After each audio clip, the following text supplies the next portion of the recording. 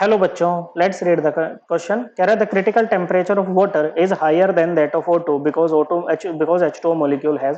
देखो बच्चों, कह रहा है कि क्रिटिकल टेम्परेचर जो वाटर का है ना बच्चों, okay, TC for water it is greater than TC critical temperature for O2।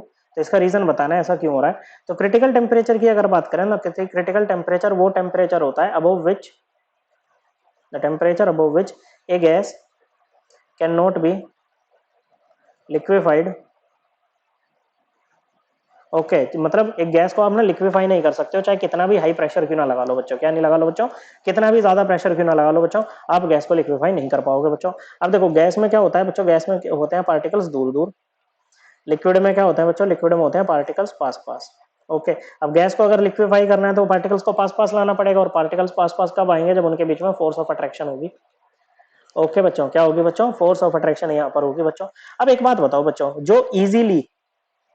जो इजीली आपकी गैस लिक्विफाई हो जाएंगी बच्चों, ओके, क्या हो जाएंगी बच्चों, जो इजीली आपकी गैस लिक्विफाई हो जाएंगी बच्चों, उनमें क्या होगा बच्चों, उनका क्रिटिकल टेम्परेचर तो ज्यादा होगा ना बच्चों। क्या होगा बच्चों, उनका क्रिटिकल टेम्परेचर तो ज्यादा होगा बच्चों, क्योंकि वो इजीली लिक्विफाई हो रहे हैं, तो मतलब बहुत ज्यादा उनका क्रिटिकल टेम्परेचर होगा, मतलब वो टेम्परेचर बहुत बाद में आएगा जिसके बाद वो लिक्विफाई नहीं हो पाएंगे बच्चों। ओके, तो यहाँ पर देखो, अगर हम H2O की बात करें, ओके, तो ऑक्सीजन की वैलेंस शेल कॉन्फ़िगरेशन होती है 2s2 2p4, 6 इलेक्ट्रॉन होते हैं वैलेंस शेल में, ओके, और हाइड्रोजन की होती है बच्चों 1s1। ओके, एक इलेक्ट्रॉन है वैलेंस शेल में, एक और इलेक्ट्रॉन चाहिए इसको ऑक्टेट पूरा करने के लिए। तो बच्चों ये कैसा होगा बच्चों, ये मोनोवैलेंट साइड एटम होगा, एक ही बॉन्ड बनाएगा। अब यहाँ पर ऑक्सीजन के अराउंड क्या रह जाएंगे बच्चों, दो लोन पेयर रह जाएंगे और दो बॉन्ड पेयर बनेंगे इस तरह से। और valence shell electron pair repulsion theory क्या कहती है बच्चों, इसकी एंगुलर शेप आपके पास में आएगी बच्चों। क्या आएगी बच्चों, एंगुलर शेप आपके पास में आएगी बच्चों, या इसको वी शेप भी बोलते हैं। ओके, अब देखो ऑक्सीजन ज्यादा इलेक्ट्रोनेगेटिव है बच्चों। क्या है, ऑक्सीजन ज्यादा इलेक्ट्रोनेगेटिव होता है हाइड्रोजन से, तो ऑक्सीजन पे पार्शियल नेगेटिव चार्ज, हाइड्रोजन पे पार्शियल पॉजिटिव चार्ज बच्चों।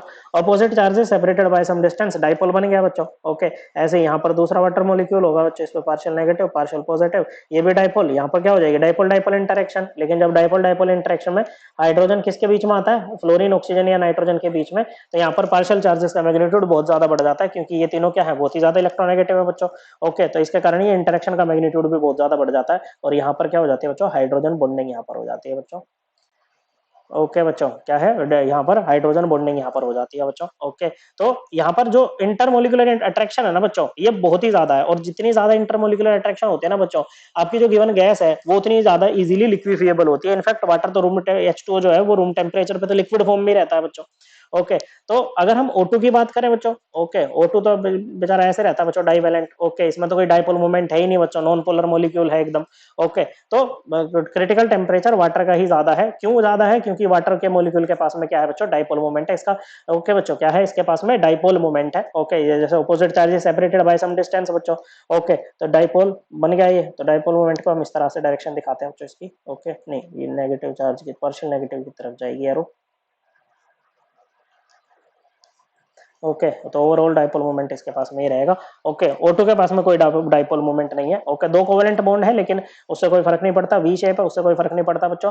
Fewer electrons then O2। Okay बच्चों, O2 से कम इलेक्ट्रॉन्स है। ओके बच्चों, हाँ बिल्कुल सही बात है बच्चों। अगर ऑक्सीजन में बात करें तो ऑक्सीजन का एटॉमिक नंबर कितना होता है, 8, हाइड्रोजन का कितना होता है, 1, तो H2O में कितने हो जाएंगे इलेक्ट्रॉन्स, दो हाइड्रोजन है, दो ये, और 8 ऑक्सीजन के, तो 10 इलेक्ट्रॉन है। ओके बच्चों, और O2 में कितने हो जाएंगे बच्चों, 16 इलेक्ट्रॉन। लेकिन इस चीज से कोई फर्क नहीं पड़ रहा है बच्चों यहाँ पर।